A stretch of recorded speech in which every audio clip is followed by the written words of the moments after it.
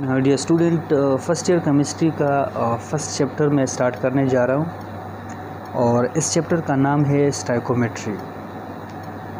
तो remember one thing कि ये चैप्टर बहुत ज़्यादा इम्पॉर्टेंट है। न्यूमेरिकल टाइप्स के क्वेश्चन है, इसमें मोल वगैरह का कंसेप्ट है, मोल कन्वर्जन है, ठीक है। केमिकल रिएक्शंस होता क्या है, केमिकल रिएक्शंस को हम किस तरह बैलेंस आउट करेंगे, तो ये सब कुछ हम इस चैप्टर में पढ़ेंगे।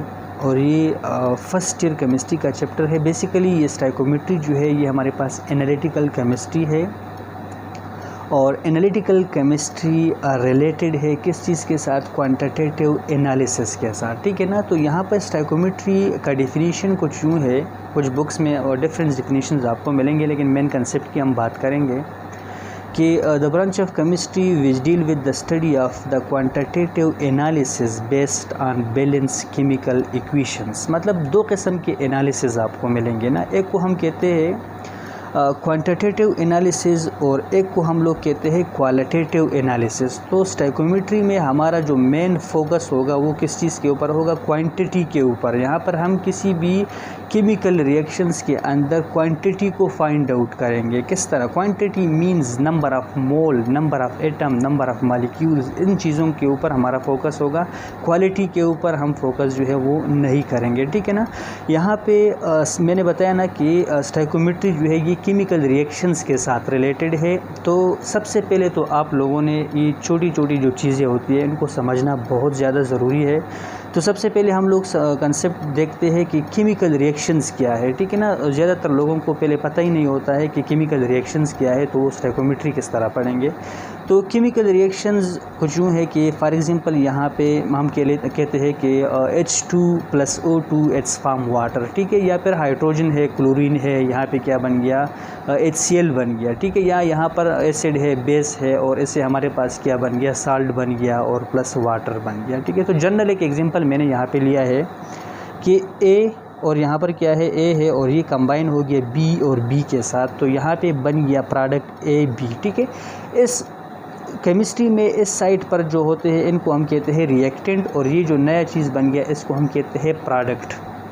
तो केमिकल रिएक्शन वैसे तो नहीं बनेगा। फॉर एग्जांपल यहाँ पर A और B के बीच में जो बॉन्ड बना है, इट्स मीन कि यहाँ पे रिएक्टेंट के अंदर जो बॉन्ड है इसको सबसे पहले हम क्या करेंगे, ब्रेक करेंगे। तो केमिकल रिएक्शंस कहते हैं कि the breaking of old bond and the formation of new bond. मतलब सबसे पहले आपने रिएक्टेंट के अंदर जो बॉन्ड है इनको ब्रेक करना होगा थ्रू डिफरेंट मेथड्स। हीट भी दे सकते हो या फिर डिफरेंट मेथड के साथ आप इसको ब्रेक कर लेते हो और यहाँ पर ये जो न्यू बॉन्ड क्या हो जाता है, बन जाता है। तो इस प्रोसेस को, इस रिएक्शंस को हम कहते हैं केमिकल रिएक्शंस। समझ गए ना। मतलब पुराने बॉन्ड जब टूटते हैं और नए बॉन्ड जब बन जाते हैं तो इनको हम कहते हैं chemical reaction. And the representation या the way of representation of the chemical reaction is called chemical equation. Chemical equations और केमिकल रिएक्शन में क्या फ़र्क है कि ये ओवरऑल जो मैंने लिखा है ना, इस रिप्रेजेंटेशन को हम क्या कहते हैं, इसको हम कहते हैं केमिकल इक्वेशन। तो स्टाइकोमेट्री के अंदर हमारा फोकस होगा किस चीज़ के ऊपर, केमिकल इक्वेशन के ऊपर। लेकिन मैंने एक वर्ड यूज़ किया है यहाँ पर कि बैलेंस केमिकल इक्वेशंस का होना बहुत ज़्यादा ज़रूरी है। अगर आपका केमिकल रिएक्शन बैलेंस नहीं है तो इट्स मीन कि आप number of mole, number of atoms और ये कैलकुलेशन वगैरह आप आसानी से नहीं कर पाओगे। तो सबसे पहले हम पढ़ेंगे कि केमिकल इक्वेशन को हम लोग किस तरह बैलेंस आउट करेंगे, ठीक है। कुछ रिएक्शन ऑलरेडी बैलेंस होते हैं। फॉर एग्जांपल अगर हम यहाँ पे बात करें किस चीज़ की, कि मेरे पास से कार्बन है प्लस क्या है, ऑक्सीजन है और यहाँ पर इससे बन गया कार्बन डाइऑक्साइड, ठीक है। तो ये ऑलरेडी क्या है, बैलेंस है। कुछ रिएक्शन इस तरह होते हैं कि ये बैलेंस नहीं होते हैं, तो हमें क्या करना पड़ेगा, इनको बैलेंस आउट करना पड़ेगा। बैलेंस का क्या मतलब है, बैलेंस का मतलब ये है कि रिएक्टेंट के साइड पे आपने देखने हैं कि कितने नंबर ऑफ़ एटम मौजूद है या फिर कितने नंबर ऑफ़ मोल मौजूद है, और यहाँ पर प्रोडक्ट के साइड में पर आपने देखना है कि प्रोडक्ट जो है ये कितने अमाउंट में मौजूद है। मतलब यहाँ पर अगर कार्बन की मैं बात करूँ तो कार्बन कितना है, 1 है ना, और यहाँ पर प्रोडक्ट में भी कार्बन कितने हैं, 1 है। यहाँ पे ऑक्सीजन 2 है और इधर भी ऑक्सीजन कितने हैं, 2 है। तो इट्स मीन कि ये रिएक्शन आपका बैलेंस है। अगर इस तरह है तो इसको बैलेंस करने की ज़रूरत नहीं है। अच्छा, अभी यहाँ पे अगर हम बात करें, ये तो खैर बैलेंस नहीं है कि यहाँ पर N2 है और N2 combine with hydrogen and it's form NH3। यहाँ पे आपके पास बन गया क्या चीज़, अमोनिया बन गया। तो यहाँ पे अगर हम बात करें तो यहाँ पे नाइट्रोजन के कितने मालिक्यूल है, 2 मालिक्यूल है, और यहाँ पे प्रोडक्ट के साइड पे अगर हम बात करें तो नाइट्रोजन है 1 मालिक्यूल। ठीक है, तो इसका मतलब ये है कि ये रिएक्शन अगर नाइट्रोजन के लिहाज से देखा जाए तो ये बैलेंस नहीं है। चलो अब हम बात कर लेते हैं किस चीज़ के बारे में, हाइड्रोजन के बारे में। तो यहाँ पे नंबर ऑफ़ एटम कितने हैं, कितने नंबर ऑफ़ मालिक्यूल मौजूद है, हाइड्रोजन 2 हाइड्रोजन मौजूद है, और यहाँ पे हाइड्रोजन कितने हैं, 3 है। तो ये भी हमारे पास क्या है, बैलेंस नहीं है। अच्छा, तो सबसे पहले तो हम इसको क्या करेंगे, बैलेंस करेंगे। बैलेंस आप डिफरेंट मेथड के साथ आप बैलेंस कर सकते हो। यहाँ पे जो है आप नंबर ऑफ़ मोल्स को जो है डिफरेंट लगा सकते हो, लेकिन एक बात मैं बताऊंगा आप लोगों को एंड में कि स्टोइकोमेट्रिक कोफिशिएंट हम कहते हैं कि स्टोइकोमेट्रिक कोफिशिएंट का रेशो जो है वो सेम आना चाहिए। बाकी जो है आप जिस तरह भी बैलेंस कर सकते हो, एक एग्जांपल मैं आपको दूंगा। तो किस तरह मैं बैलेंस करूंगा, चलो देख लेते हैं। कि यहाँ पे मैं नाइट्रोजन 2 है, इधर मैं क्या लगा लूँ, 2 लगाऊंगा। ठीक है, क्योंकि इधर नाइट्रोजन 2 थे ना, इधर नाइट्रोजन कितने थे, 1 थे, तो इसके साथ मैं 8 मल्टीप्लाई करूँगा 2 को।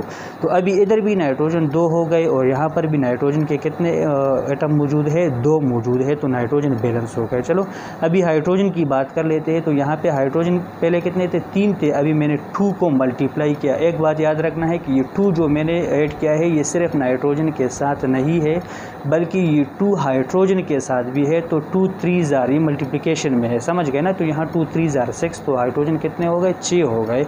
और इस साइड पे हाइड्रोजन कितने थे, यहाँ पे नज़र आ रहे हैं ना। जब बैलेंस बिफोर बैलेंस की मैं बात कर रहा हूँ तो हाइड्रोजन थे 2। जब मैं बैलेंस करूँगा तो यहाँ पे मुझे 6 पूरे करने हैं, तो इधर मैं क्या मल्टीप्लाई करूँ कि 6 हो जाए, तो इधर मैं लगाऊंगा 3। तो अभी कितने हो गए, हाइड्रोजन भी आपके 6 हो गए।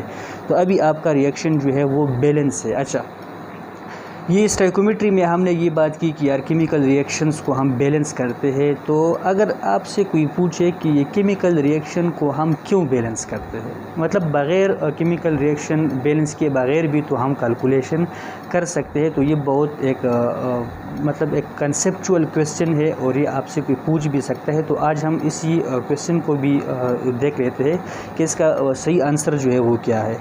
तो याद रखना है कि जो भी केमिस्ट्री के अंदर ज़्यादातर केमिकल रिएक्शंस ही होते हैं और हम केमिकल रिएक्शंस को बैलेंस करते हैं, तो इसके डिफरेंट रीज़न हो सकते हैं, लेकिन वन ऑफ द मोस्ट जो इम्पॉर्टेंट रीज़न है, जो मेन रीज़न है, वो ये है कि हम लोगों ने एक लॉ पढ़ा था कि कंजर्वेशन ऑफ मास लॉ या फिर लॉ ऑफ कंजर्वेशन ऑफ मास। ठीक है, तो अभी क्या मतलब है, मतलब स्टोइकोमेट्री का कंजर्वेशन ऑफ मास के साथ क्या रिलेशन है, ये मैं अभी आप लोगों को बताऊंगा। तो कंजर्वेशन ऑफ मास लॉ हमें ये कहता है कि mass can neither be created nor destroyed but it can change, but mass can change from one form to another form. मतलब ये है कि रिएक्टेंट के साइड पर जितना मास होगा प्रोडक्ट के साइड पर भी उतना ही मास होगा। फॉर एग्जांपल यहाँ पे अगर 2 ग्राम है, लेट्स सपोज मैं कर रहा हूँ, ठीक है, यहाँ पे मैं ग्राम का वो नहीं है।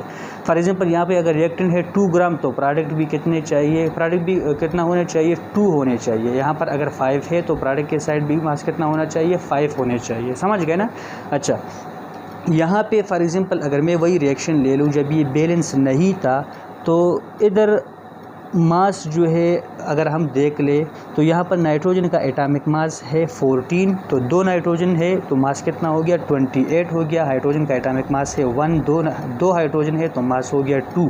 इसको जब आप ऐड करोगे तो आपके पास जो ओवरऑल मास आएगा वो होगा 30। तो यहाँ पे रिएक्टेंट के साइड पर मास आ गया 30। अच्छा चलो अब हम बात कर लेते हैं प्रोडक्ट की बात हम कर लेते हैं। तो प्रोडक्ट में नाइट्रोजन कितने हैं, 1 है, और हाइड्रोजन कितने हैं, 3 है। तो एक हाइड्रोजन का मास हो गया 14, यहाँ पे 3 हाइड्रोजन है तो यहाँ पे मास हो गया 3। तो ओवरऑल मास यहाँ पे है 17। So there is a big difference. यहाँ पे आप लोग चेक कर सकते हो कि इधर है 30 और यहाँ पर है 17। तो कितना डिफरेंस आ रहा है, तो यहाँ पे 13 का डिफरेंस आ रहा है ना। 13 का डिफरेंस आ रहा है। तो इसका मतलब तो ये है कि लॉ ऑफ कंजर्वेशन ऑफ मास हमें कहता है कि मास के नेदर बी क्रिएटेड नार डिस्ट्रॉयड। तो यहाँ पे तो हमने मास वाला कंसेप्ट ही ख़राब कर दिया। इसका मतलब ये है कि या तो फिर लॉ ऑफ कंजर्वेशन ऑफ मास जो हमें बताता है वो कंसेप्ट क्या है, गलत है, लेकिन ये तो लॉ है, लॉ तो गलत नहीं हो सकती है। तो इट्स मीन हमने कुछ क्या गड़बड़ की है। तो इसीलिए हम लोग क्या करते हैं, हम लोग केमिकल रिएक्शन को बैलेंस करते हैं। समझ गए ना, ये मेन रीज़न जो है यही है कि to satisfy the law of conservation of mass. चलो देख लेते हैं कि जब हम रिएक्शन को बैलेंस आउट करेंगे तो फिर हमारे पास किस तरह कंसेप्ट आता है, क्या फिर मास जो है वो दोनों साइड पे सेम आता है या नहीं। तो चलो देख लेते हैं। यहाँ पे नाइट्रोजन जब मैं बैलेंस करूँगा तो इधर में क्या लगाऊंगा 3 और इधर में क्या लगाऊंगा 2 पे। जी दोबारा जो है वो बताने की ज़रूरत नहीं है, ऑलरेडी मैंने बता दिया आप लोगों को। इसके ऊपर एक वीडियो में फिर कंप्लीट बनाऊंगा कि रिएक्शन को किस तरह बैलेंस आउट करते हैं, कौन कौन से मेथड है इसके लिए। अभी तो हम स्टोइकोमेट्री की बात कर लेते हैं। तो यहाँ पे जब मैंने रिएक्शन को बैलेंस कर दिया आफ्टर बैलेंस, ठीक है, तो यहाँ पर क्या कंसेप्ट आ रहा है कि नाइट्रोजन 2 है तो 28, यहाँ पर हाइड्रोजन हो गए 2 और ये 3 है तो 6 हो गए ना। तो 28 + 6 यहाँ पर हो गया 34। और इधर प्रोडक्ट के साइड पे अगर आप लोग देखो तो नाइट्रोजन कितने हैं 2 है, 28 प्लस हाइड्रोजन कितने हैं 6, तो इधर भी 34 वाला मास आ गया और इधर भी मास कितना आ गया 34 आ गया। इसका मतलब ये है कि अभी जो लॉ ऑफ कंजर्वेशन ऑफ मास वाला कंसेप्ट जो है वो 100% क्या हो रहा है, सेटिस्फाइड हो रहा है। तो इसीलिए हम क्या कर लेते हैं, केमिकल रिएक्शन को हम लोग बैलेंस आउट कर लेते हैं। अच्छा, अभी हम बात करते हैं कि केमिकल रिएक्शंस जो है आप डिफरेंट तरीक़ों से क्या कर सकते हो, बैलेंस आउट कर सकते हो। लेकिन मैंने बताया था कि स्टोइकोमेट्रिक कोफिशिएंट का रेशो जो है वो क्या होना चाहिए, वो सेम आना चाहिए। कुछ लोग इस तरह कर लेते हैं बात स्टूडेंट के, वो फॉर एग्ज़ाम्पल यहाँ पे मैं बता देता हूँ ना कि मुझे वाटर चाहिए, ठीक है, तो मैं इस तरह रिएक्शन लिखूँगा कि H2 प्लस यहाँ पर क्या होगा O2 और इधर मेरे पास बन जाएगा H2O, ठीक है, वाटर बन गया। अभी यहाँ पर हाइड्रोजन है 2, इधर हाइड्रोजन है 2, यहाँ पर ऑक्सीजन है 2, यहाँ पर ऑक्सीजन है कितने है 1 है। तो अगर आप इधर 2 लगाओगे इट्स मीन कि यहाँ पे आपने अगर मालिक्यूलर फार्मूला चेंज कर दिया तो ये तो वाटर की जगह पर आपने क्या बनाया, हाइड्रोजन पर ऑक्साइड। तो इसका मतलब ये है कि ये वाला मेथड आपने अप्लाई नहीं करना है कि यहाँ पर आप 2 ऐड करो, क्योंकि फिर तो आपने मालिक्यूलर फार्मूला ही चेंज कर दिया। आपने ओवरऑल प्रोडक्ट जो आपको रिक्वायर्ड है वो आपने क्या कर दिया, चेंज कर दिया, क्योंकि मुझे हाइड्रोजन पर ऑक्साइड जो है वो नहीं चाहिए, बल्कि मुझे क्या चाहिए, मुझे तो वाटर चाहिए, ठीक है। तो इसके लिए मैं रिएक्शन को क्या करूँगा, बैलेंस करूँगा। तो यहाँ पर अगर आप लोग इस तरह लगा लो कि H2 + O2 और यहाँ पर अगर मैं लगा लूँगा 2H2, क्योंकि यहाँ पर हाइड्रोजन है 2, इधर ऑक्सीजन कितने हैं 2 है, तो इसके साथ आप लोग 2 को मल्टीप्लाई करो तो हाइड्रोजन कितने बन जाएंगे, यहाँ पर हाइड्रोजन बन जाएंगे हाँ हाइड्रोजन हो गए 4 और यहाँ पर ऑक्सीजन कितने हैं, ऑक्सीजन जो है वो है 2। तो अभी भी रिएक्शन आपका बैलेंस नहीं है, क्योंकि ऑक्सीजन 2 हो गए लेकिन हाइड्रोजन कितने हैं 4 है। तो इधर आप लोग क्या लगाओगे, 2 ऐड करोगे, समझ गए ना। यहाँ पर मैंने 2 ऐड कर दिया तो अभी बैलेंस हो गया। यहाँ पर अभी हाइड्रोजन हो गए 4, इधर भी हाइड्रोजन कितने हैं 4 हैं, यहाँ पर ऑक्सीजन है 2, यहाँ पर भी ऑक्सीजन कितने हैं 2 है। ये तो एक मेथड है, ठीक है। अच्छा, सेकंड मेथड ये है कि यहाँ पे हाइड्रोजन है 2, यहाँ पर हाइड्रोजन कितने हैं 2 है, इधर ऑक्सीजन है 2, इधर ऑक्सीजन कितने हैं 1 है। तो यहाँ पर अगर मैं हाफ लगा लूँ 1/2 तो 2 के साथ कैंसिल हो जाएगा। ऑक्सीजन कितने बन गए 1 है ना, ये भी ऑक्सीजन, यहाँ पर भी ऑक्सीजन कितने हैं 1 है। तो इस तरह भी आप कर सकते हो। अच्छा, यहाँ पे ये 2, 1 और ये जो चीज़ें मैं ऐड कर रहा हूँ तो इसको हम लोग कहते हैं SC, ठीक है ना। यहाँ पे जो मैंने 1 ऐड किया है, यहाँ पर है 3, यहाँ पर क्या है 2 है, इधर क्या है 2 है, HCl फॉर्मेशन जब हो रहा है तो इसको हम कहते हैं SC। SC का क्या मतलब है, SC को हम कहते हैं स्टोइकोमेट्रिक कोफिशिएंट। केमिस्ट्री में हम इसको क्या कहते हैं, स्टोइकोमेट्रिक कोफिशिएंट। और स्टोइकोमेट्रिक कोफिशिएंट हमें बहुत ज़्यादा जो है वो एक इम्पॉर्टेंट चीज़ के बारे में हमें बता देता है, और वो क्या है, वो नंबर ऑफ़ मोल के बारे में हमें बता देता है। स्टोइकोमेट्रिक कोफिशिएंट्स किस चीज़ के बारे में बता देता है, नंबर ऑफ़ मोल्स के बारे में, कि यहाँ पे नंबर ऑफ़ मोल कितने हैं। अच्छा, क्योंकि यहाँ पे नाइट्रोजन है इट्स मीन 1 मोल नाइट्रोजन है, 3 मोल हाइड्रोजन है, और यहाँ पर कितने मोल NH3 के बन गए, 2 मोल ऑफ NH3 हमारे पास बन गए।